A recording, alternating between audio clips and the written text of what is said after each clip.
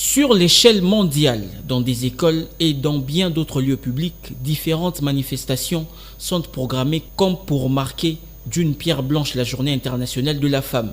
En RDC, pendant ce temps, c'est sous le signe de l'éducation numérique égalitaire pour la paix et l'autonomisation des femmes et des filles que justement les femmes des entreprises publiques et privées, des ministères et d'autres institutions affiliées à la Générale syndicale se sont planchées. Il était question pour la Ligue des femmes de la Générale syndicale de créer un cadre propice d'interaction et de partage d'expériences entre les hommes genrés et les femmes sur les enjeux et l'irréversibilité du basculement du numérique dans le monde du travail.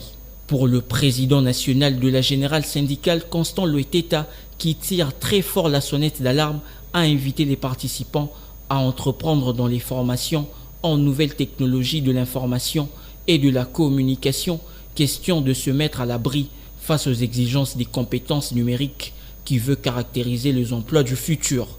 Pour la présidente nationale de la Ligue des femmes de la Générale syndicale, Michel Kassaï, l'édition 2023 de la Journée internationale des droits des femmes se propose d'explorer l'impact de l'écart entre les sexes dans le numérique. Nous voulons éduquer à nos mamans de connaître le monde digital et le monde numérique. Il faut que les mamans puissent connaître comment d'abord utiliser l'ordinateur, comment aussi on peut utiliser les téléphones d'une manière propre. Nous travaillons dans l'entreprise, on utilise souvent les ordinateurs pour bien travailler.